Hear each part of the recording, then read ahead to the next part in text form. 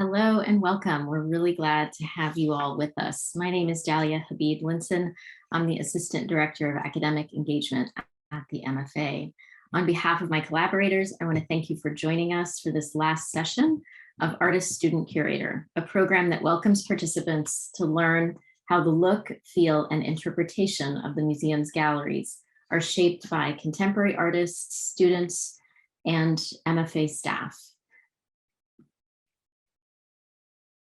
Although I'm not physically there now, we would like to acknowledge that founded in 1870, the MFA stands on a site which has long served as a place of meeting and exchange among different Algonquin nations, including the Massachusetts. As a museum, we acknowledge the long histories of the land we occupy today and seek ways to make Indigenous narratives more prominent in our galleries and our programming. This land acknowledgement is being actively discussed at the Museum of Fine Arts Boston and reevaluated to be a more actionable statement that reflects our current commitments and collaborations. As you'll note from this slide, portions of this program are going to be recorded, and we anticipate being able to have it later on this year posted to our YouTube playlist. You're very welcome to turn off your video and mute your audio in order not to be included, but please note that the majority of the recording will only show the presenter. A couple of other housekeeping items before we begin the program. You'll note that a transcript and closed captions for this program are available through Rev for Zoom live captions, and you can enable that by going to the Zoom toolbar at the bottom of the screen and clicking the up arrow next to closed captions, and you'll find an option to show subtitle. Please also remember to use the Zoom chat function to ask questions and share comments, and we will have time for live question and answer toward the end of the program. We want to offer a big hearty thanks to our colleague Sophia Walter for helping with so much of the technical and logistical support for today's program. Please do feel free to write in the chat should you need any help today. Today's session is a continuation of a program called Artist Student Curator, first launched in the summer of 2020, that explored how artists, students, and museum staff were responding to the multiple crises of that year. This spring, we are continuing the format of that program by exploring a new set of questions about how museums work. In doing so, we seek to amplify the viewpoints of college students, artists, and MFA staff across departments to learn about the collaborative nature of work in museums and to foster dialogue across communities of artistic production, academia, and the MFA. Today, we're focusing attention on the Museum of Fine Arts Boston's newly opened galleries of ancient Greek, Roman, and Byzantine art, a project several years in the making, as we'll hear about from my colleague, Phoebe Segal. In alignment with our goals toward becoming a more inclusive and responsive institution, whether through our exhibitions or our programs, it was important that the development of these galleries be shaped by the perspectives outside of our walls. To that end, through an initiative called Table of Voices, we hosted a range of conversations with local communities, scholars, and artists on the role that these galleries could play in promoting dialogue about the ancient world today. And as we reflected on questions like, why does the ancient world matter today? What can the ancient world tell us about our own time? We couldn't think of a demographic more critical to address these topics than those who are now actively shaping the future. In fall 2021, we invited several university students to lend their perspectives through interviews, which culminated in a 5-minute video, and I'm showing you a screenshot of it where it says, "Why does the past matter?" It culminated in a 5-minute video that's now featured in the permanent galleries. Since then, we've had the pleasure of meeting with and learning from this group as we've discussed a range of complex issues, from the materiality, function, and significance of objects to the culturally inflected biases with which the ancient world is often understood and sometimes misunderstood, and the role that museums and higher education play in our understanding of ancient cultures. Today's session will provide a sort of viewpoint, a window into some of those ideas through the perspectives of the three students pictured here. But before we hear from them, my colleague Phoebe Segal, Mary Bryce Comstock, Curator of Greek and Roman Art and co-curator of the new galleries, will contextualize these spaces within the museum and outline some of the major themes that are featured. Following Phoebe, we'll hear from Anna Kasharek, a theater student and soon to be graduate of Emerson College, Maddie Wong, soon to be graduating from Tufts University with a degree in archaeology and biology, and Ty Christiana Williamson, studying classics at Temple University. Each of our presenters has selected a single object on display in the galleries to consider three questions. First, they'll talk to us about how it relates to their academic or personal interests. Second, they'll explore how the object offers a critical lens through which to understand current issues, from racism and gender to issues of social power and conflict. Third, we'll hear about how the object reveals intercultural connections and shared geographies, practices, and beliefs in the ancient world. So following their presentations, we'll have some time for questions and discussion. We really want to encourage participation among our audience, so we've definitely set aside some time for that. So please do include your thoughts and questions in the chat, or certainly during our question and answer period, feel free to come off of mute and share them with us. So with that, I'm going to turn it over to my colleague Phoebe Segal to get us started. And I'm going to do that by stopping sharing, and then Phoebe, you'll start sharing. Let's see.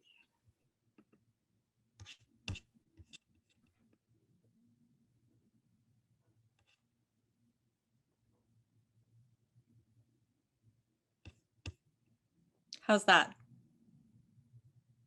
Let's see, I'm seeing your email. Oh, there. Oh, it's on a tab toward the right. aha.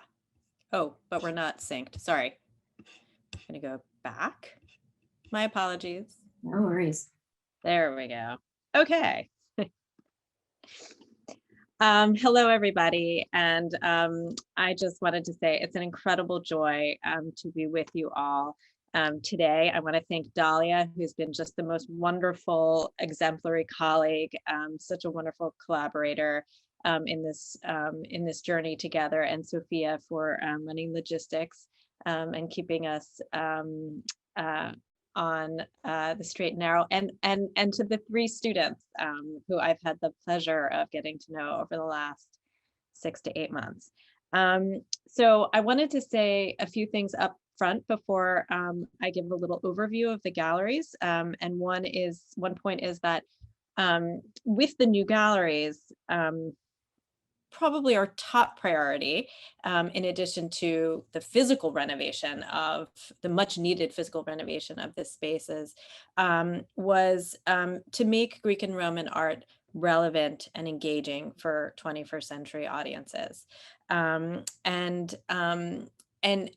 just the other day, in fact, we were having a conversation amongst ourselves as curators about our role as educators. And we were asked by a colleague if we think of ourselves as educators and as teachers, and for sure, we think of ourselves as teachers in these galleries, but also as learners, and that we not only teach with them, but we learn with them and with all of our particularly younger audiences. And that's why the voices of the students presenting today and those in the audience are so very important, because I believe you have a lot to teach us. One of our jobs as curators is to be the custodians of the collection so that future generations can continue to engage with and make meaning out of the objects in our trust. And so I can't wait to see what the three of you have to say about them. I will give just the briefest of overviews, and I want to acknowledge my colleagues, our chair, Christine Condolian, who is the mastermind of the vision that you see here represented in a map and a plan, and my wonderful colleague Laura Marest, who curated 2 of the galleries. So with that, I think I will just do a quick run through, pointing out some moments that draw particularly on contemporary relevance. So here what you have in the slide is just a map of the ancient wing, one of the oldest collections and one of the oldest parts of the MFA. And on the left, all of our accomplishments over the last decade in service of a master plan that Christine envisioned in 2006. So the galleries that I'm going to be talking about briefly now are the ones that we just completed in 2021. So I'll go to Sorry to interrupt. I'm just wondering, do you want to hit slideshow? Oh, I'm so sorry. Oh, no, it's fine. Yes, I do. Okay. There we go. Sorry. So I'll be speaking about the galleries that are highlighted in orange on the plan, and we'll begin with the Gods and Goddesses Gallery. So this is our Mount Olympus of the museum. It's located right off of the what we call the omphalos of the museum, the upper rotunda, filled with murals or fresco paintings that are based on, draw heavily on classical myth. And so this is the gallery that features all of the characters from myth, the gods, presenting them as in an attempt to see them as the Greeks and Romans saw them. And it was curated by Laure, who did a phenomenal job. You see Zeus in the center there. Laure really explored in the gallery the impact of Greek and Roman myths on contemporary literature and film and so on. So you see here on the left, the Percy Jackson series that I know Anna was very inspired by in her youth. And we've all seen Wonder Woman, which I understand is coming out with a sequel very soon. But here we really are thinking about the power of myth, right? And the legacy in our own time, and how many dramatists and writers and filmmakers and poets have been feeding off of the stuff of Greek and Roman myth. Here you see actually a still from on the right from the Percy Jackson film with Grover holding the head of Medusa, like she gets represented on the left in an ancient Greek vase from the beginning of the 4th century. And then also we took in various places, and Laura did an excellent job here, the opportunity to contextualize some big concepts like gender and violence, right? We have lots of images of Greek gods and goddesses taking what they believed that were theirs in the form of abducting and often raping youths, male and female. It was more common that it was male. So we try not to shy away from this and treat it with the sensitivity that it deserves by calling it out in a text panel. Also, we wanted people to, and this was something that we worked in a Table of Voices style to acknowledge where our collection comes from and how archaeology, which is the science of reconstructing the past through excavations, plays a role in interpreting the past and past human behavior. So you see a wall panel there, which we wrote with, Laura wrote with the input of archaeology students in Boston. And then probably the biggest innovation of the gallery was to really make the point of the ancient painting, the custom of painting ancient statues.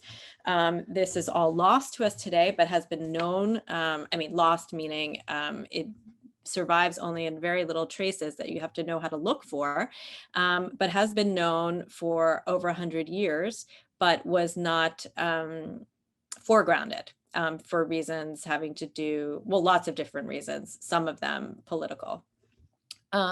So I'm going to play, actually, I'm not going to play because in the interest of time, this wonderful video, which you can find on our website, and I know Sophia can put it in the chat, but an augmented reality digital reconstruction of the Athena Parthenos statue that stands in the Gods and Goddesses gallery. And I'm going to, oh, sorry. Okay, now on to Roman portraiture, which is a gallery that is filled with images of ancient Romans of all different class statuses. You see the Emperor Augustus in front of you, and a cuirass statue of a general behind. This Roman portraiture collection, which is one of the greatest strengths of our collection, is now presented by context, so public facing, private, funerary, domestic, and you really see the personalities emerge in this probably the earliest form of portraiture that feeds portraiture for the rest of the Western tradition. And you see the faces there. Then also a Byzantine gallery, the first in New England, which spans 1,000 years of history. I know this is a subject that many students don't learn about in their studies, and so this is the place that people will be able to come in Boston to learn about Byzantine history and Byzantine art. It's anchored by this extraordinary icon, which we learned last weekend from the world expert on these icons, was painted by a probably an artist who was from Constantinople but lived in Crete and painted it with some Venetian influence for a church in southern Italy. So it represents this incredible like cross current of artistic styles and local aspirations. So that's the anchor of the Byzantine gallery. And then, which of course, we begin in the Byzantine gallery with the late Roman period and Constantine the Great moving the capital of Rome to the east, and alongside him, his wife Fausta. And it's impossible to go through everything, but there is something for everyone in the Byzantine gallery. So I encourage you all to come and see it. And lastly, the celebration of wealth and pleasure with this beautiful mosaic with the personifications of those two virtues. And then below it, a case of incredibly fine jewelry. Lastly, I just wanted to introduce you to the Early Greek Gallery, which I curated, and which also represents one of the great strengths of the MFA's collection. It's divided into two parts. Really, the first part looks at the history of early Greek art through two themes. The first is the birth of narrative in Greek art, and it features a video that, or an animation that tells the story of the invention of a new graphic medium that was the red figure vase painting. And on the other side, the development of approaches to the human form and the two ideal types in the archaic period, the kuros and the kore. And I know that Anna has something to say a little bit later about approaches to the body. And then deeper into the gallery, it's really divided into, or not divided, it's devoted to the tension in Greek art between these firmly held local and regional identities, and then on the other hand, the expansion of the world through trade and colonization.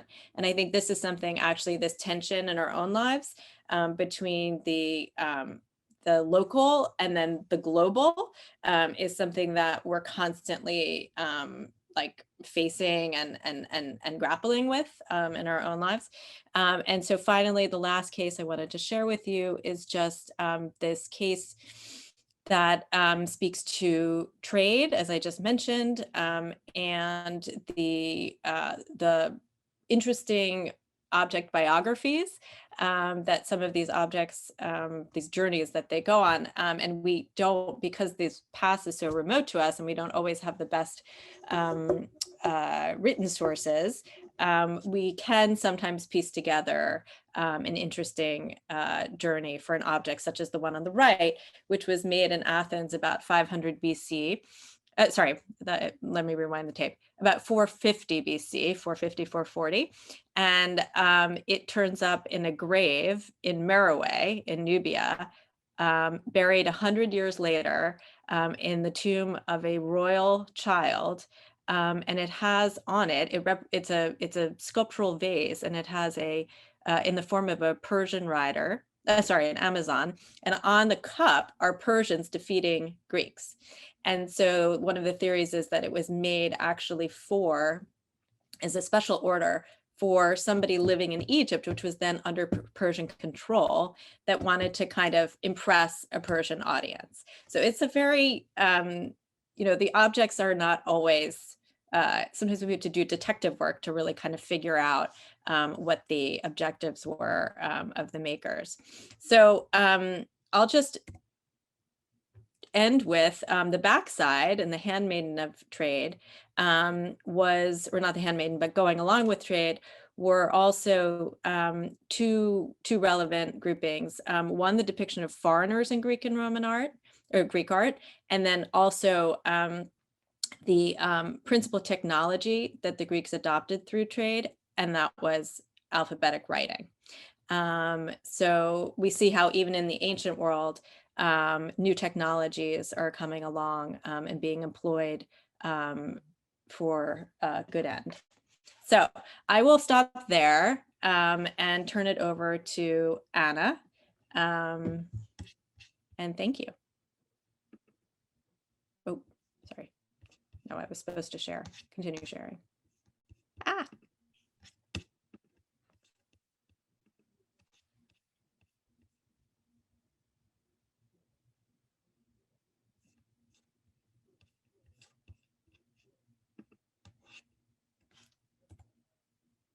Sorry.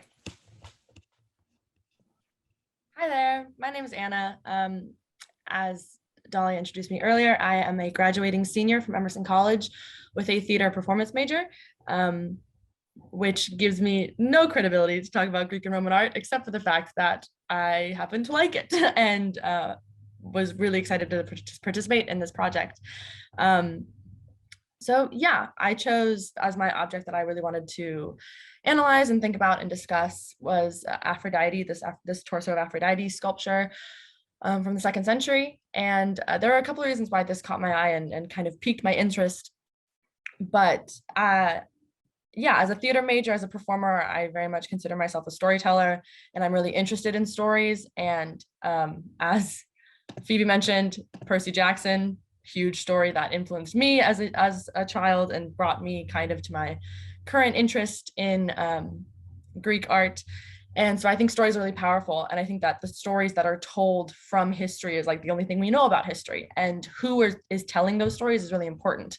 And for 99% of it, who's telling those stories are men, which I find really interesting. And especially when the stories they are telling are about women, such as a carving of a woman's body, the woman being like the women of all women, quote unquote, Aphrodite, the goddess of love and beauty and sexuality. So this really interested me that I could examine something that was speaking and would go on to influence billions, I suppose, of women through the lens, even though it was viewed through the lens of a man. So that was what was really interesting to me. I wanted to talk about like the ideal body kind of narrative that exists now and existed then and has fluctuated over every single time period, but also stayed the same in a lot of ways. Yeah, and then what kind of this image of woman really, how it impacted us. Yeah, so I guess first off, I was really interested in the way that the body was carved. Her body was carved in the way that I was like, wow, it's supposed to be the image of sexuality and beauty, and it's not like a stick thin, model-esque body of today that sometimes gets stuck into the standard of beauty. It also is still a fairly petite body, and so it doesn't go into the other side of like exploring the beauty of larger bodies. But I think I was struck by the fact that it was larger than today's standard of ideal body size, which is constantly being questioned and broken in lots of different spaces in our society, which is awesome. But that did catch my eye. And then on the flip side of that, I was really interested in the fact that it's a relatively hairless carving of a body, which is not something that I think is out of lack of skill of the carver. Of course, I did not know said person, but there are lots of carvings of hair in these galleries, and so that is something that could have been done, and yet it is not super explored on this body. So the fact that the ideal goddess of beauty and sexuality was carved hairless, I think is really important. I think that's really interesting. And I think there could be a lot of really cool study and discussion done comparing it to like the ideal body of man in these carvings, like comparing it to a statue of Adonis per se. And if his body is hairless, is this like a relative, this was the standard of beauty, or is it something that is a dichotomy between male and female carvings? I didn't do that much research. That's not for today, but that was just really interesting to me, and that definitely caught my eye, and that feels like it kind of connects with how do objects from the ancient world present a critical lens to the current issues around like racism and gender, and also just like the power that men had and still have to like craft these narratives around the female body. I was really struck with that, especially in the age of all the debate over abortion rights and the right of women to choose what to do with their body. I thought that was very poignantly, metaphorically captured in the fact that these female bodies were literally carved by men, kind of the ownership of that. And I think that's still really relevant today and can be connected in a lot of ways. This kind of connects into the next question that Dalia presented with us, which is how the objects reveals intercultural connections and shared geographies. But I think it also still lives in the world of current issues around racism and gender, where I was really fascinated to read about the differences between Aphrodite, which is the Greek version of this goddess of love and sexuality, with Venus, which is the Roman version. And as this is a gallery of Greek and Roman art, I really was interested in the similarities and differences. And while they both represent this beautiful sexual goddess of love, there's some differences, which I thought was really interesting, where the Venus in Roman culture was also used as a sign of wartime success. She was also the goddess of wartime success. And please, if I'm getting anything wrong, correct me. But that's what I understood from the reading. And that I was really interested in like the connection between sexuality and war and what that means, especially because war is such a male dominated power struggle, and how her like sexual body is also connected to wartime success and kind of like the sex of war and the sexual appeal of war and the domination of war, which also I think connects to the domination of women, which is so interesting because statues of Venus would be put out during times of war to call for wartime success in whatever, kind of the city or whatever wanted that success. But then if the war ended, she was also put out in reference to peace and like, oh, she's the goddess, like the domicile goddess of like peace and love. And so I really thought that opposing narrative was so interesting of how she can be the goddess of sex and war and also peace and love, and how she was used in that way to kind of symbolize whatever they wanted her to be, which I related to in the current issues of gender, of men using the stories and narratives of women to signify pretty much exactly what they need to, even if they're in direct conflict with one another.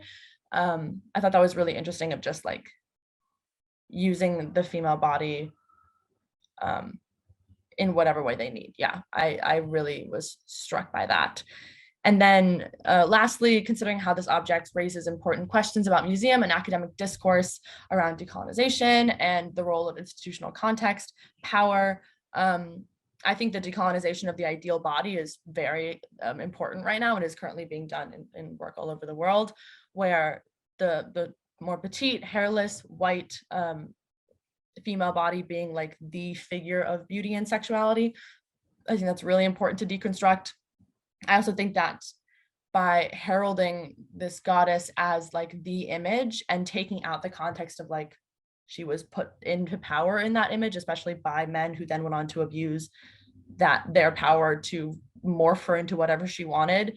I think adding and inserting that narrative kind of deconstructs this. Well, she's at the top and that's just what it is. It's like, no, we put her there, and we can also dismantle her in that way. And we can raise other figures and other body types and other races to fit into this ideal body, or there is no ideal body, that we can kind of destruct that pyramid and that pedestal altogether in order to just highlight bodies in general without having some sort of picture perfect example for it. I think it's also really interesting to see the museum's power to expand on preconceived notions, where history is long and complicated and confusing. So I feel like we all kind of have a high school textbook knowledge of like, sure, Aphrodite, love, I guess, because we had so much to study in it, if you know, American schools. So we know like very little about a lot of things, kind of jack of all trades because of how schooling works. And I think that being able to go to a museum and see a gallery like this and read about the fact that, yes, she was the goddess of love. She was also the goddess of wartime success.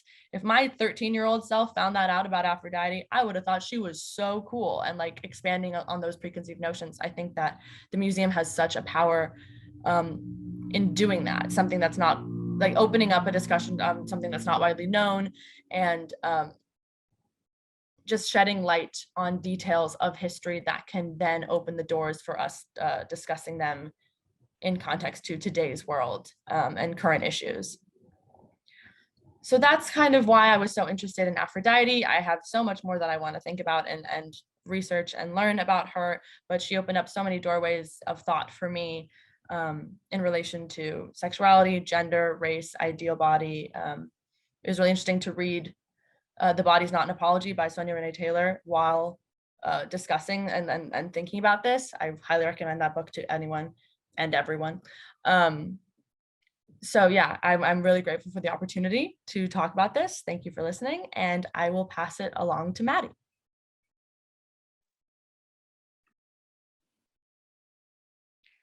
Hi, everyone. Can we go to the next slide? Yeah. So the object I'm going to talk about comes from the Byzantine gallery. And when I first got a tour from Phoebe of the new galleries, I was super excited about the Byzantine gallery because although I've had the privilege at Tufts to take several courses like classical archaeology and war and diplomacy in the ancient world on that discuss the Byzantine period, as well as a specific course titled Women of Byzantium. I think the Byzantine period doesn't get a lot of spotlight in history and is overlooked in a lot of coursework. And so the object that I chose, if we could go to the next slide, the Solidus with Licinia Eudocia from the Byzantine period was really important to me because not only does it point to the Byzantine period that has been historically overlooked, but it also shows Eudocia on both sides and highlights women that has often been left of the historical narrative. And it reflects my And it reflects my coursework as well that I've taken while at Tufts as an archaeology major. Not only does it relate to my academic interests, but it also shows the intercultural connections like geographically between the Eastern and the Western Empire, as well as over time as the introduction of Christianity began to spread across both empires, which I will discuss about a little bit later. So this object really helps us like think critically about gender and about intercultural relations. Even though it's of a wealthy woman, Eudocia, who was Augusta or Empress of the Western Roman Empire during the late imperial period. She also represents the more prominent and visible role women played during the Byzantine Empire, which is largely thanks to Christianity. A little background about this coin. It was minted to commemorate Licinia Eudocia when she was named empress. And so she was the daughter of Theodosius II, who was emperor of the Eastern Roman Empire. And through a marriage alliance, she was married to Valentinian III, who was the emperor of the Western Roman Empire at the time. And so she was really attempt at joining the two empires together. And from the left, which is one of the sides of the coin, you can see that there's this really strong continuation of the Roman Empire and how they represented their empresses, which makes perfect sense because the Byzantines never considered themselves Byzantine. That was more of a modern term. That was a modern term that was placed onto that entire period, and said they considered themselves Roman. And so you can see from her like toga and like the elaborate pin that she used, as well as all the jewelry. There was really this continuation of how the late imperial period represented their leaders and their empresses, as well as calling them Augusta. But these classical images of female power in coinage that remained from the pagan empire were eventually replaced over time by images of the Virgin Mary. And so you can also see that on the reverse of the coin, where Eudocia is enthroned holding an orb and scepter, which was a visual prototype for the enthroned Virgin Mary. And this is really interesting because if you know a little bit about the household that Eudocia came from the Eastern Empire, it actually involved extremely strong women. The Theodosian woman, specifically her aunt Pulcheria, is known for actually ruling instead of Eudocia's dad, Theodosius II. And so if you can imagine, she's growing up in this palace in Constantinople and seeing all these super strong women who she's a descendant of ruling.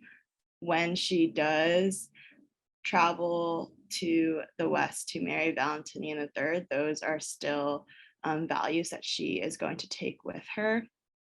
And where did this boldness come from? Because in the past, like, women weren't really allowed to participate in like pagan rituals in the temple. I think this really shows that women were able to experience this rise to be more like prominent in the public because of Christianity and because of the personal and private aspect of Christianity. Women were able to like take were able to practice religion on their own without like participating in all the fancy rituals. And from this, you see the rise of female archetypes, specifically really holy empresses or women saints or the Virgin Mary. And I think this coin is a good representation of both the continuation of the Roman Empire and the transition to Christianity and the more prominent presence women had as a conduit to the people when they're emperor.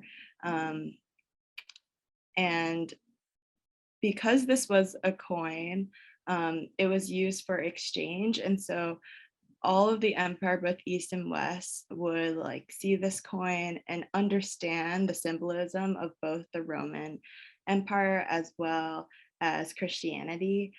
And it's a little bit of a pre-evolution of iconography and just like what these symbols mean and what these women represented in terms of this growing and new religion. And I think lastly, this coin is really important because it shows that there wasn't just this change overnight to Christianity.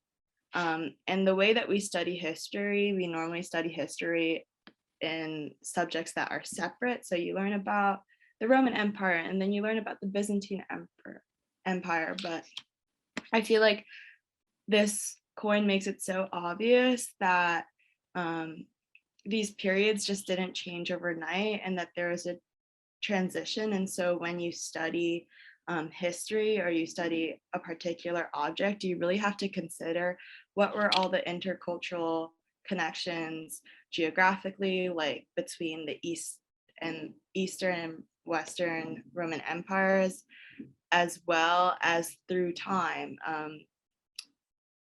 This coin was continually influenced by the Roman Empire and like existing pagan traditions that continued on despite the introduction of Christianity. So yeah, that's all I had to say about this coin. Excited to like discuss further with everyone after, and I will pass the microphone to Ty. Hello, everyone. My name is Ty Williamson. I am a classics major here at Temple University in Philadelphia. That's where I am right now, although I am originally from Boston, born and raised. But I chose to come down here because of the good classics department they had. So I'm here now and hopefully I'll, stay for a little longer. So I chose to talk about this object right here.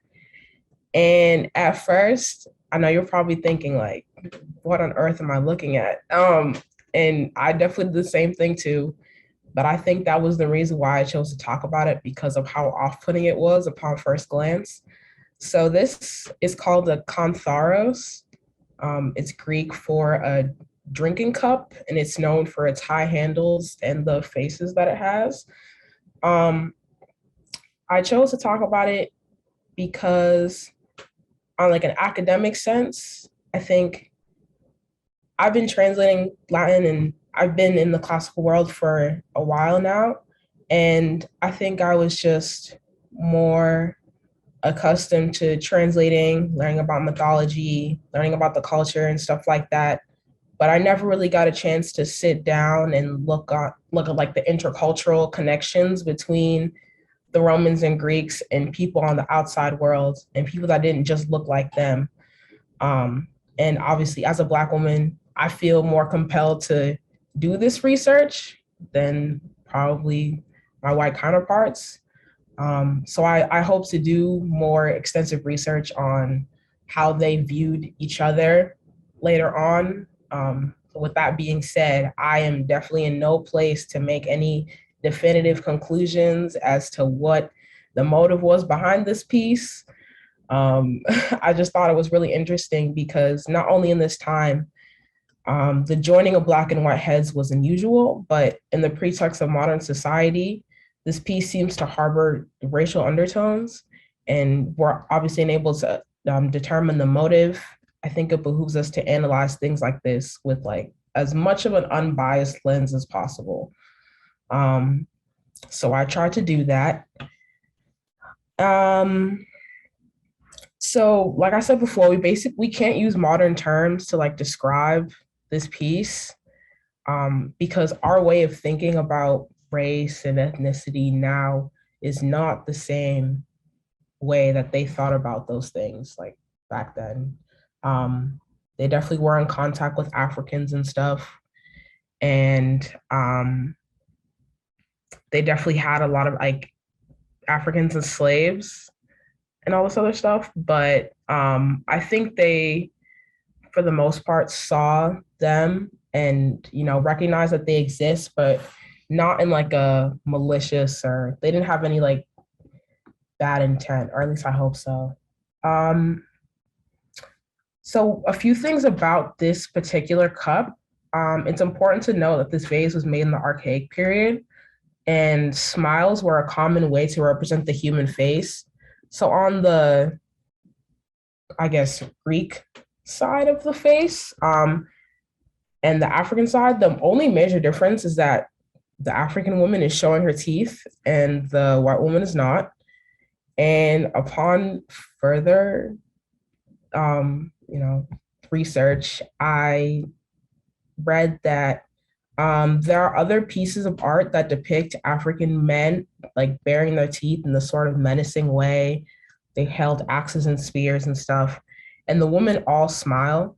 There's no definitive reason for this, but it seems like when they were smiling, it was seen to be more of like in a hostile sense. But then you also have to think about the barrier of gender and how that plays into everything. They probably saw the men as more hostile, and maybe like the women were not as hostile, else they wouldn't be on a piece like this, because the whole point of a kantharos is that, according to Herodotus, he said that when you drink from the cup, you're supposed to transport yourself into the alternative world of the person that's on the cup by drinking the wine. So there could be a myriad of ways that people interpret this, but because of how off-putting it looks, it's not as discussed, because it does seem to be a little bit of an uncomfortable discussion. Herodotus also claimed that they being the Africans, were said to be the tallest and most beautiful of all men. He said that in his histories, I believe book 3.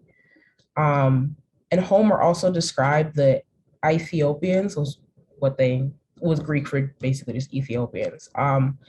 He described them as, quote, blameless, in the Iliad, actually, which I don't remember where he said that, but I think that word blameless could be analyzed in like a bunch of different contexts. Blameless maybe in the sense that he thought they were hostile at first, and then, maybe he kind of had to retract those preconceived notions that he had of African people. I mean, the possibilities are endless, honestly, but I think it's always good to like have discussions about this, because it just goes to show how far back in time, quote, white people and Black people have been in communication with each other. And it wasn't just on the basis of like colonization. I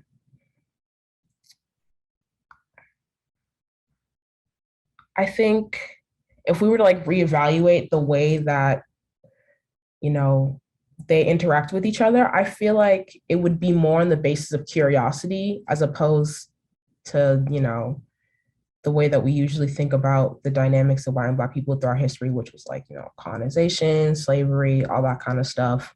Even though those things did happen, I think it was probably because, the Romans and Greeks were so proud of who they were as a people, and they were really big on conquering and all the other stuff.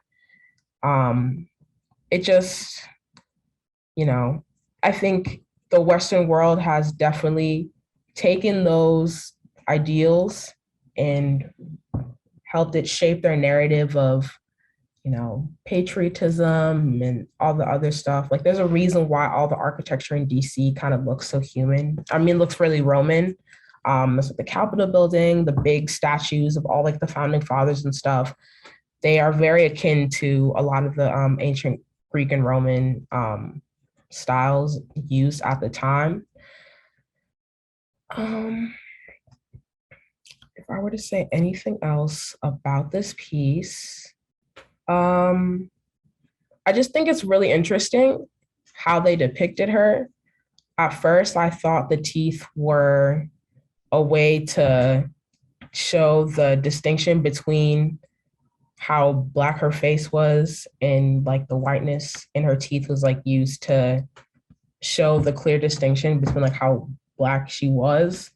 And like I said before, people are still deliberating on the motives behind this.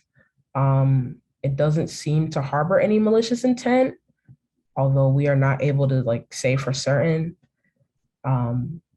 But I think if we were able to have like good discussions on just pieces like this, it would definitely bring a lot of people, it would definitely like give more of an understanding of, you know, the way we have viewed history, we view history, and the way that people now kind of reconfigure it to help, you know, confirm their preconceived notions of why they act the way they do towards other people that don't look like them. And that, you know, that wasn't necessarily the case throughout history.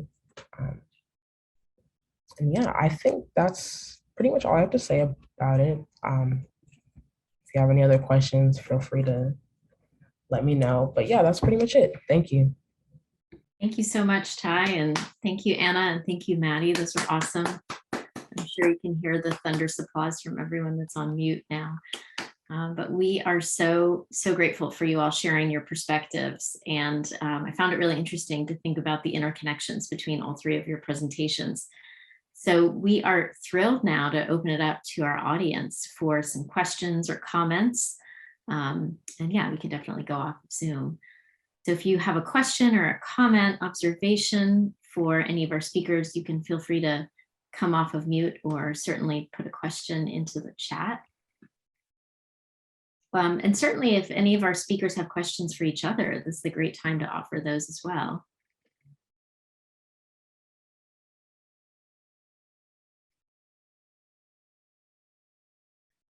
Okay, so Ty and Maddie, I have a question for you as we wait for others to kind of get the question engines moving. Anna, you talked in your presentation about reflected sort of like on the 13-year-old Anna and what she might have, how she might have perceived the ancient world, these figures that are held up as these, you know, heroines and heroes in our mythologies, both ancient and present. You might have thought about Aphrodite differently had you known about the different ways in which her powers were constructed and harnessed in the ancient world. So I'm wondering, Ty and Maddie, if either of you could address sort of like what the, you know, younger version of you would have thought about the ancient world, how we learn about different cultures, through maybe something that you've learned through this project. Like, is there something that your younger self would have thought, oh, that's super fascinating, that you now know that you would have been really interested to know at a younger age? I know, Maddie, you had a really interesting experience at a museum a few years back. I don't know if you want to talk about that or.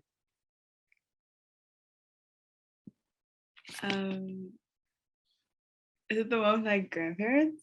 That one? Oh, okay. I feel like I've had a lot of interesting experiences at museums. Yeah. Yeah, I think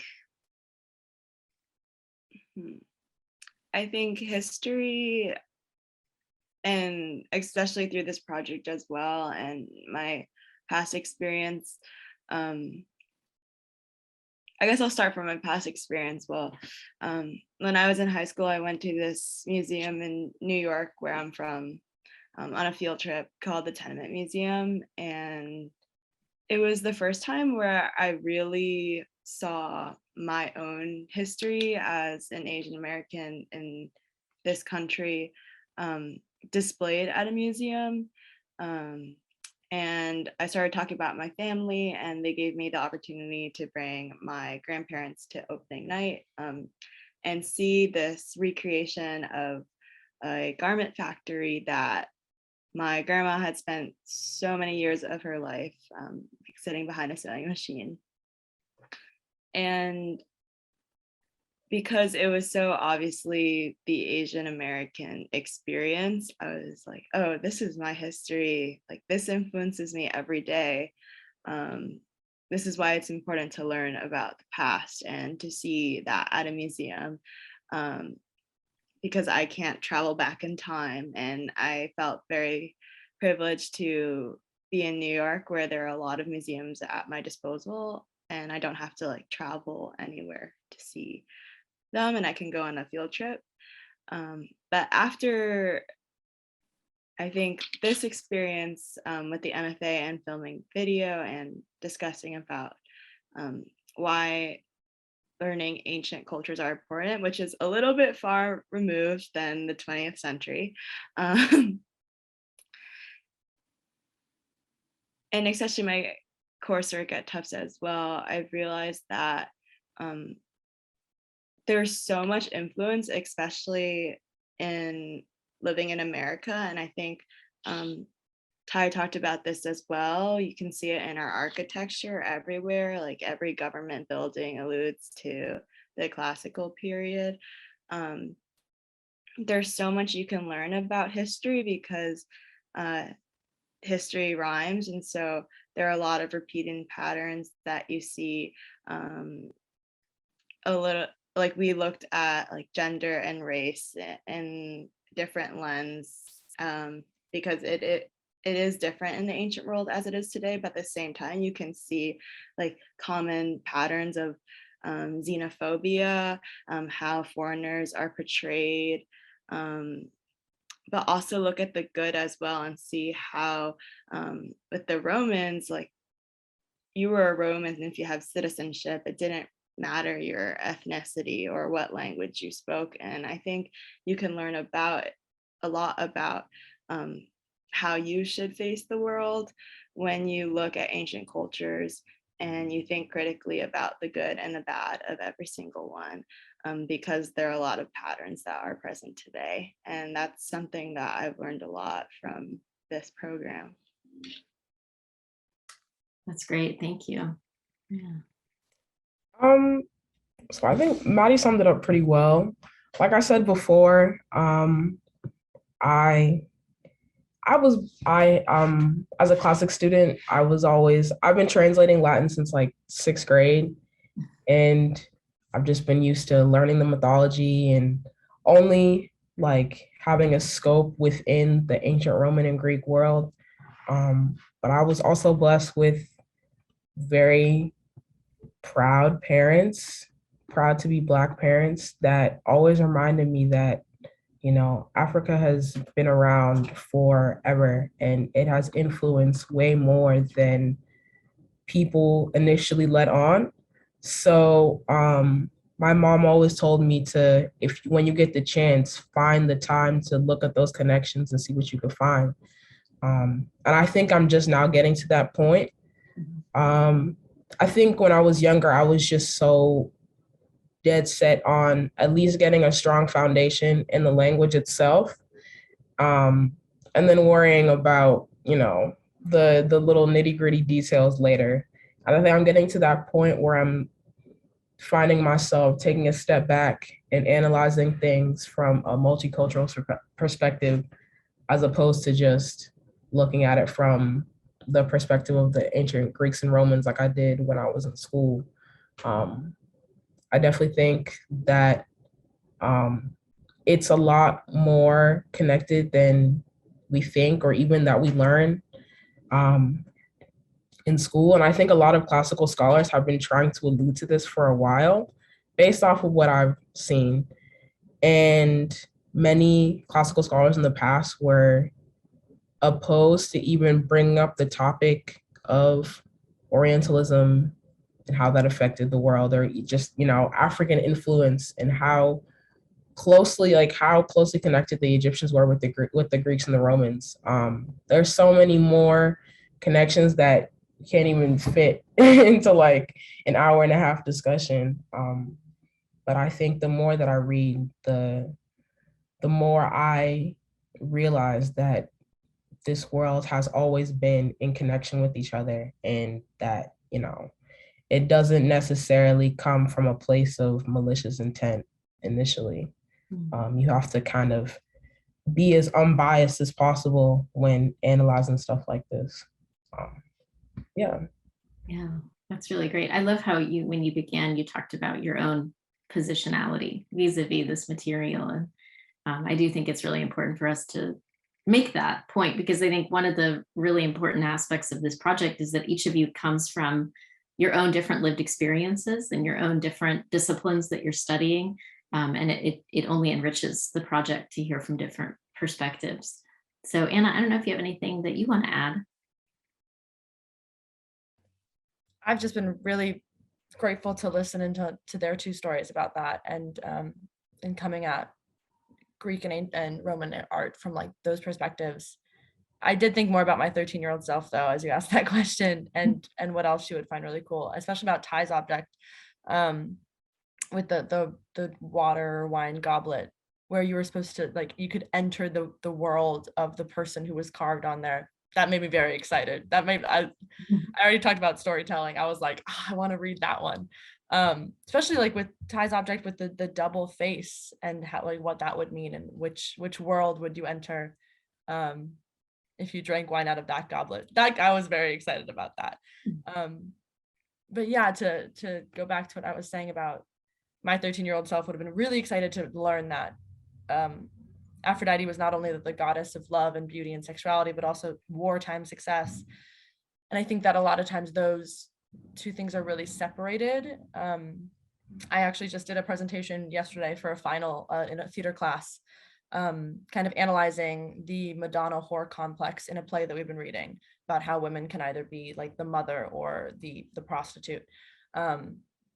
And just the way that we are split into these binaries of like, okay, I'm seen as a sexual object, I'm seen as a nurturing object, or in this case, Aphrodite being seen as a sexual object or a powerful object. And I'm really interested in, no matter what intentions may have been surrounding that mythology when it was being practiced all those years ago, what can we take away from it now? Of like, I want to be able to choose to take that as an object of or a position of power, where it's like, yes, I can be all of these multifaceted things, and instead of being a binary of either or, how do they like slide on a spectrum throughout the way that I see myself? Or can I relate to Aphrodite in the way of my beauty and sexuality? Can I also relate to her in this peaceful, like peace-loving, romantic goddess, and also in like badass, I just want a war goddess, and like the ways that those can be all of me and all of us when we look at these things, instead of an either or narrative. That's what all of this has got me thinking in the last few minutes. It's really great. Thank you. I feel like that's another thread that, as we discuss more about these objects and the issues that they raise, I feel like that's another really important theme, is the, like the fuzziness of it all. And I think that maybe you could call it multidimensionality of it. And I think, Maddie, your talk kind of brought up some of that with regard to sometimes we put up these really finite and firm boundaries around periods of time as we're studying them in art history, or in, sort of learning in general. And, you helped us to see kind of the interconnections between different cultural practices, and, what we can learn from diving into the complexity of not really knowing where one period begins or one period ends and another one begins. And Ty, I felt like you thread that through your talk as well, in terms of helping us to remember that how we look at the object that you so beautifully described today is through our own lens right now, and how we can never really fully understand how it was seen for in its original context, but we can begin to piece together some of what how we look at it today might inform our own understanding around issues, critical issues around race and visibility and representation. So yeah, I think that that idea of kind of multidimensional looking has been really, really important. Phoebe, do you want to add anything? Yeah, I just want to say for my part, I'm just amazed by how carefully you all looked at the objects. And I'm resisting all of the art historical baggage that I bring to this conversation. And just thinking about how, while you engaged with the facts of the objects, you were able to draw out so much more from them than just a purely art historical reading ever could. And so I'm really grateful for that, and also for being called upon to think about what moment we're living in now. So, Maddie, when you were talking about the Byzantine period and just the way that we continue to classify the world, and put boundaries around time periods and collections, and even in the Byzantine gallery, and I'm not at all an expert in Byzantine art. I'm really kind of a bystander. That gallery was curated by Christine, who has great knowledge. But I proudly said to one visitor or tour member, we have 4 different departments represented in this gallery. Isn't that great? And then I realized, well, that's just because departments are artifice, just like all the other artificial boundaries that we put around, and that applies also to the head cup, and even to what we call we I think now are more in the right to call the African woman Ethiopian, but we don't know the identity actually of the other woman. We call her Greek, we call her white, but she's kind of, it's not clear who she is really. And so even just relying on those terms that we have is tricky. And so, you've raised new questions, which I'm grateful for. And you picked terrific objects, and we have many more to work from in the future. And I want to read the book that Anna cited, and just noticing that tension, the multivalence of Aphrodite, who, as you know, we did a whole exhibition on, and she was the goddess of almost everything. And so I just want to say thank you. I know that 2 of you are graduating, and so congratulations. I also think it's worthy of note that you're all 3 young women, and that says a lot in and of itself. And so thank you, and I hope that some others will ask questions as well. Yeah, thank you, Phoebe. Yeah, if anyone else wants to come off of mute, you're more than welcome to do so, or certainly put a question into the chat. Thank you, Anna, for putting in the reference to the book by Sonia Renee Taylor, The Body is Not an Apology.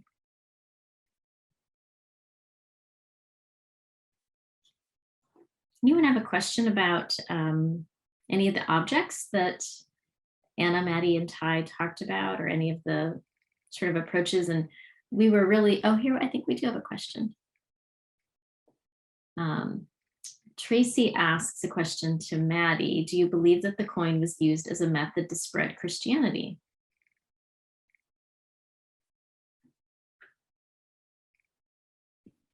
That's an interesting question. I feel like it's a little bit of like a chicken and the egg situation. I think at that point, this specific coin probably wasn't used to spread Christianity because it was already like late into the Byzantine Empire and Christianity had already spread so quickly.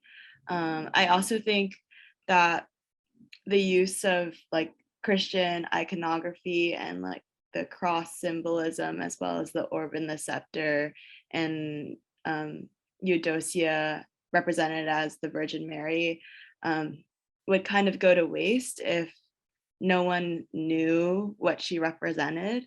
So I think like the Christian symbolism had to be understood by the public or the people who were receiving the coin in order to commemorate her like being crowned as empress and the significance of that. I think it was definitely used as like propaganda in that way of her being like, I am the perfect empress.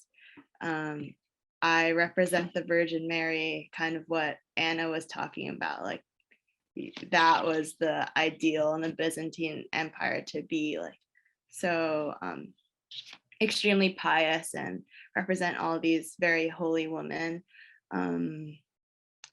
Earlier on in the Byzantine Empire, I'm not quite sure whether coins were used to spread Christianity, but I think it certainly would help because they have such great value and are constantly passed between hands. I don't know if Phoebe knows anything more about that.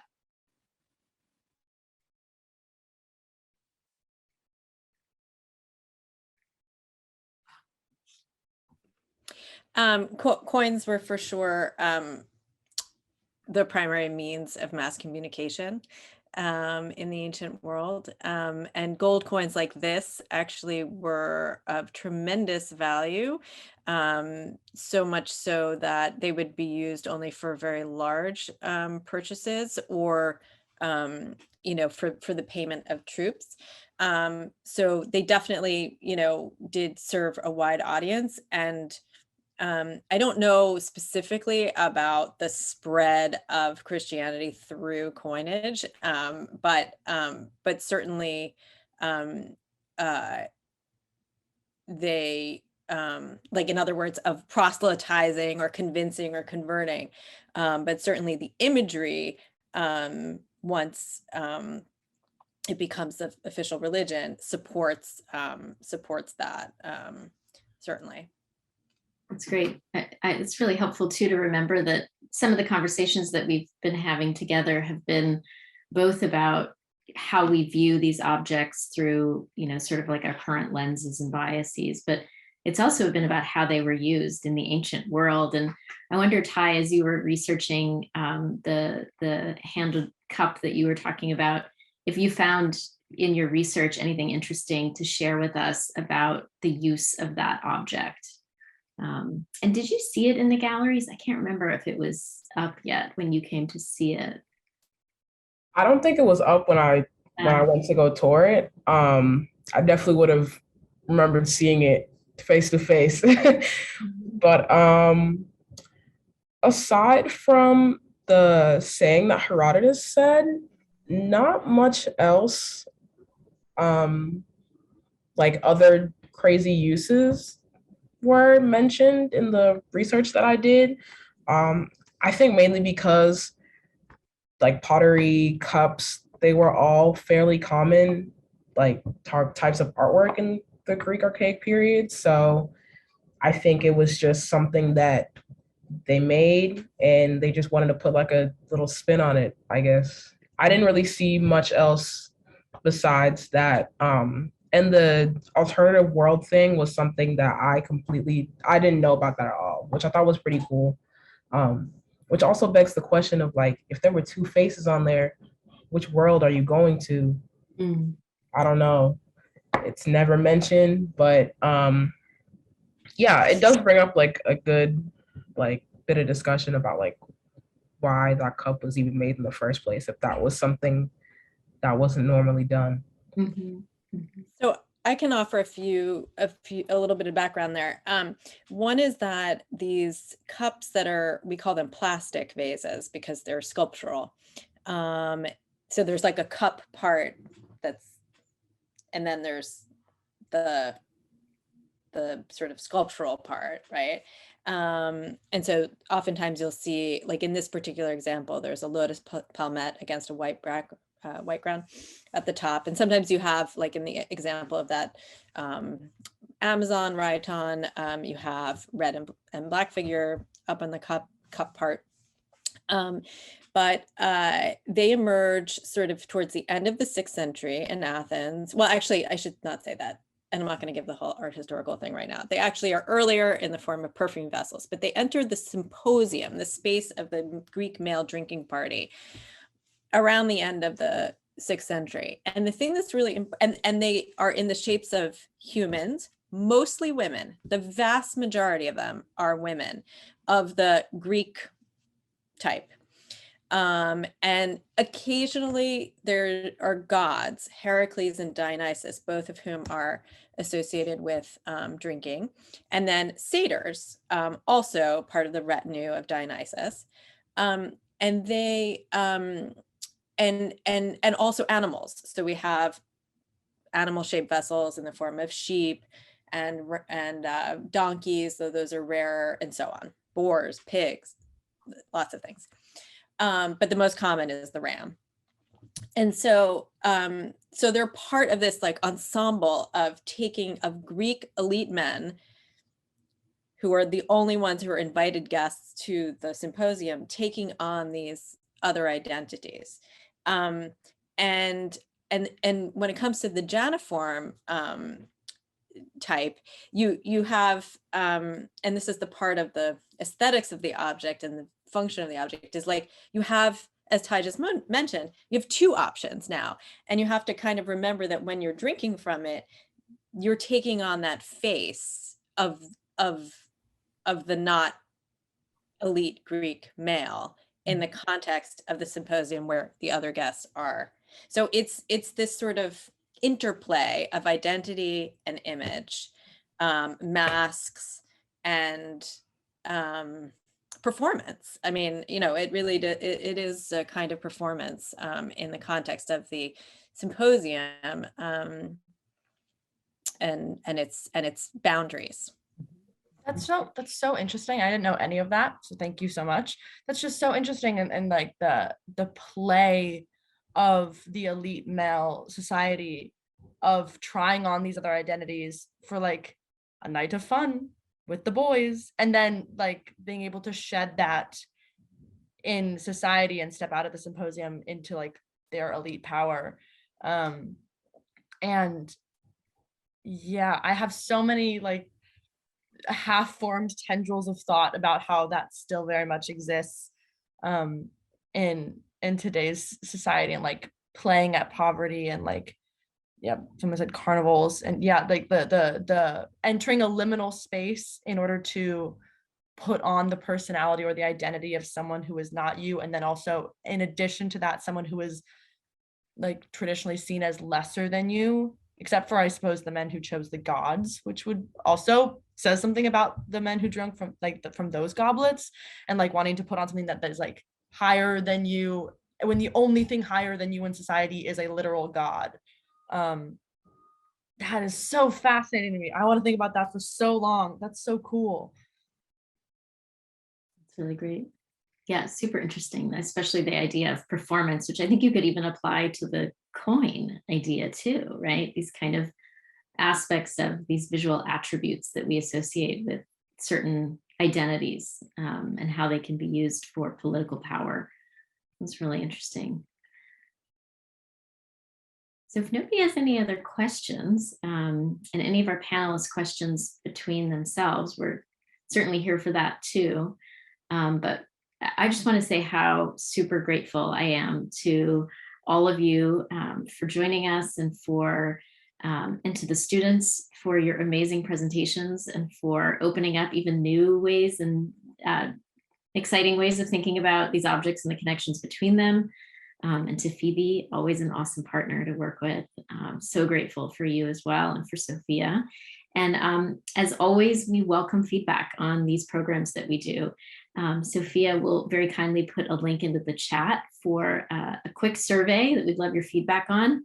And in the coming days, you'll get an email from us as well with some information about some of the other programs that we do at the MFA. But I want to offer my really, really hearty thanks to our presenters for today's awesome discussion and for being with us for the better part of 8 or 9 months on this journey, and for inviting us into your own intellectual curiosities and pursuits. We're really, really grateful. And I think the project is better for it. So thank you.